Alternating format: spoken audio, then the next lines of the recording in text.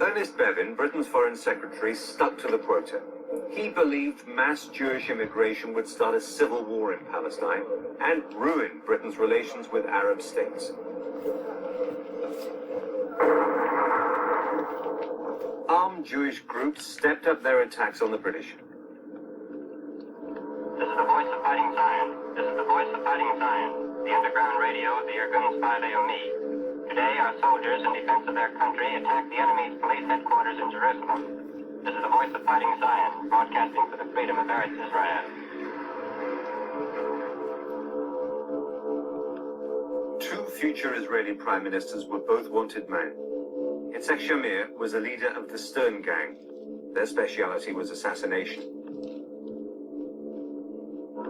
Menachem Begin commanded the Irgun. Its methods included kidnapping and bombing. In July 1946, the Irgun blew up the British military headquarters at the King David Hotel in Jerusalem, killing 91 people. They called us terrorists. Not only they, also Ben-Gurion also called us terrorists. Now, a terrorist is a question of definition, of course. For one, the act is terrorism. For the other, they are freedom fighters. The British continued to intercept ships full of Jewish immigrants from Europe.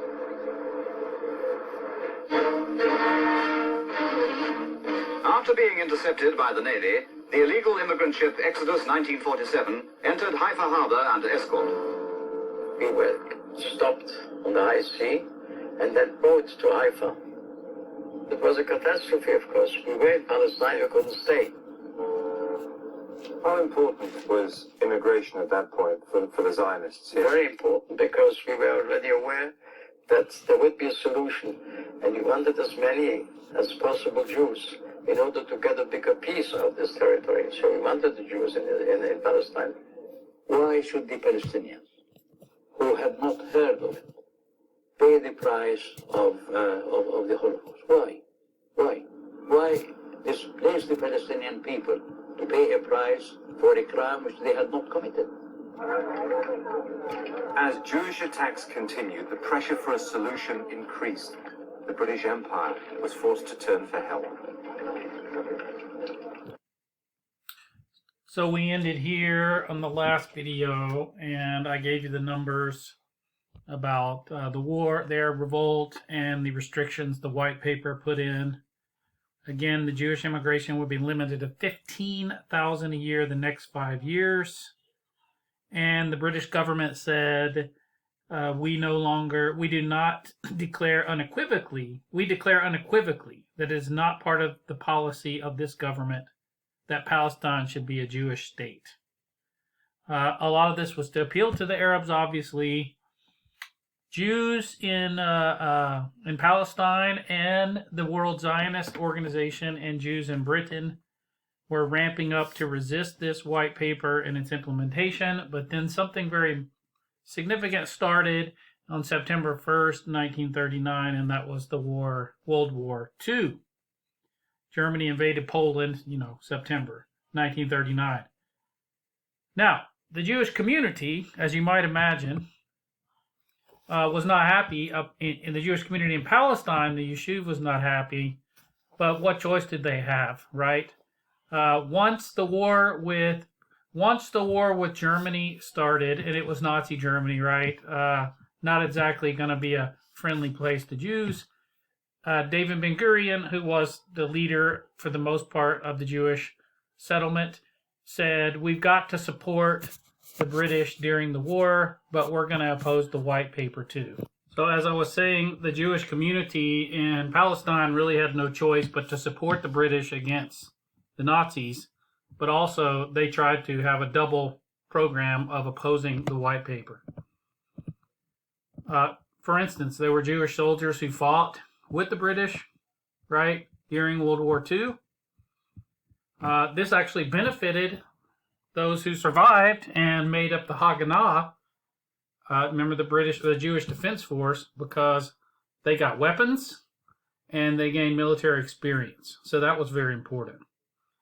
They also, during the war, smuggled more immigrants into Palestine than was allowed. So the overall Jewish number still grew by quite a bit, and I showed you those numbers before, what it was till by 1946. Most Arab leaders supported the white paper, although some of the Arab leaders in exile, like the Mufti, who was actually in Baghdad at the time, did not support it. Most Arab leaders supported the white paper because they thought it limited Jewish immigration. They would remain the majority, right? Okay. So, after the war. So the war is over in 1945, right? We were just hearing a little bit about that. We were just hearing a little bit about this event that I got there on that first note in the video.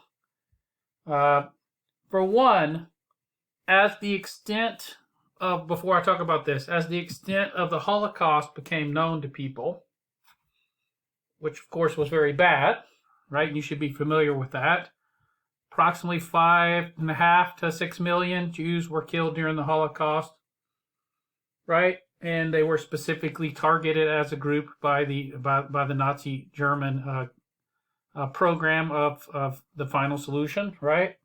So that became known in the United States, particularly. There was a lot of sympathy for the Jews as a result of this. Also, ultimately, the USSR will support the establishment of a state in Israel too, and that was Stalin's call. Harry Truman, who was president of the United States, right? I think we saw a little clip of him in one of the videos. Harry Truman became a very big supporter of the Zionist cause and basically decided America would support the Zionist cause at the United Nations. That's another issue. So the Yishuv began a campaign of sabotage against the Brits after the World War II ended. So they were sabotaging things, attacking the Brits, right? So we're talking about what really was a terrorist campaign in many cases, and we were hearing about that in the video. As I said, the Haganah group benefited from their military experience. They also continued to get weapons and supplies, stealing from the British, but also being funded from outside. But there were other groups, as was mentioned in the video, and that was the Irgun, which I've mentioned before, and another group called the Lehi, or the Stern Gang. They began even more extreme terrorist activities, where they would just start assassinating British officials, blowing up buildings where the British military was. So we're talking about full-on terrorist activities here. And they were under the command, as we heard, of this guy, Menachem Begin. He was one of the leaders of the Irgun. I mentioned him briefly before when I talked about Jabotinsky and revisionism. Menachem Begin arrived in Palestine during the war. He came originally from Poland, so he escaped the Nazis. I think he went into the Soviet Union and then ended up coming to Israel. You can look it up. He was a follower of Jabotinsky, meaning he supported revisionism. And he becomes later one of the more significant leaders of the right wing in Israel. I think he's the first Likud prime minister in the 70s, because the other party dominates, because that was Ben Gurion's party. And he comes and shows up, and he's the leader of the Irgun. The most well-known event that the Irgun carried out, terrorist act that they carried out, was the blowing up of the King David Hotel in 1946. A lot of the British military used this hotel as their quarters. They lived in there.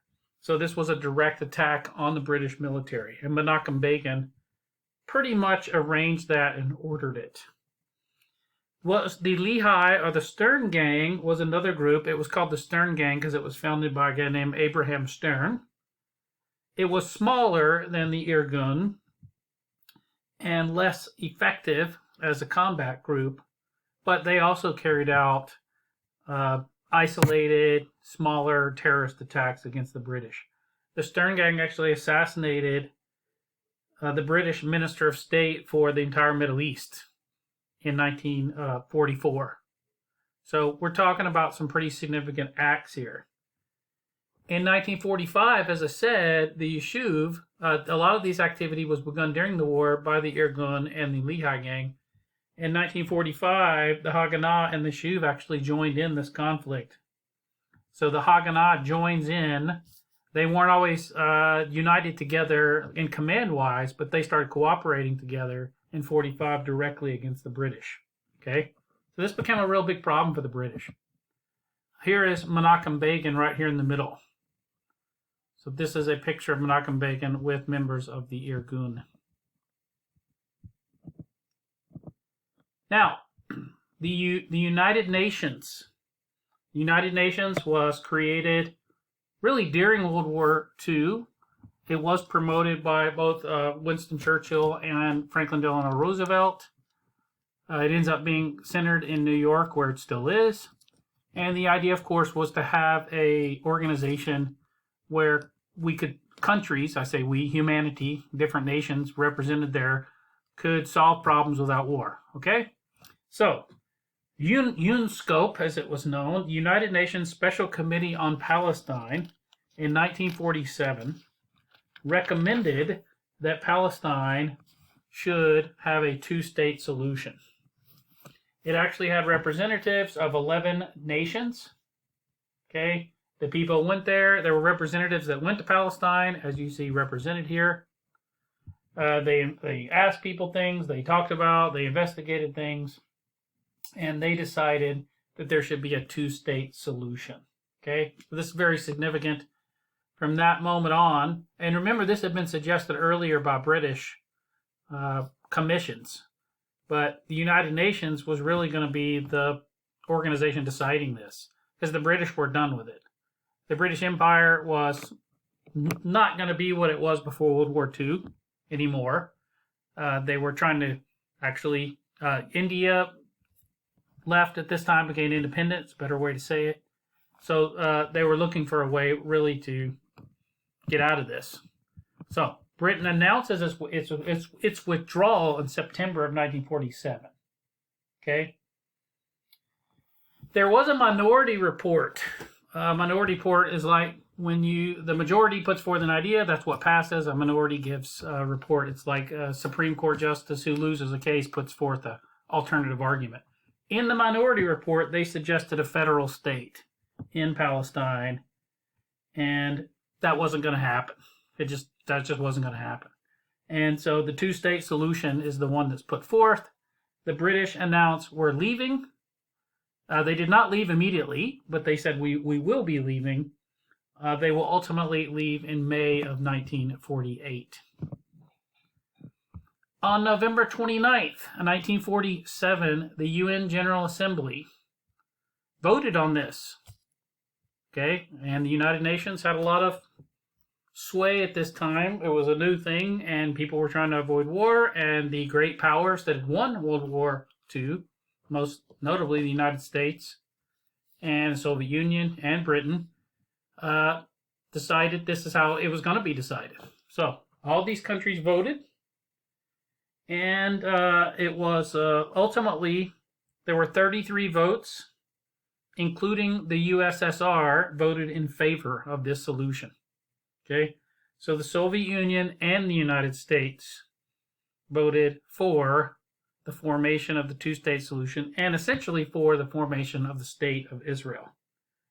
There were 13 against, and 10 didn't vote. They abstained.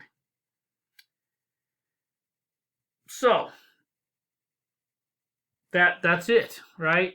That's what happened. We're going to have an Israel now. I'm going to stop here in this video because we're almost done. So we're going to pick up, essentially in the next video will be about the war that begins really during this time between the Jewish side and the Arab side. And then when Israel does declare independence, that becomes the first Arab-Israeli war. So I'll pick up with that in the next video.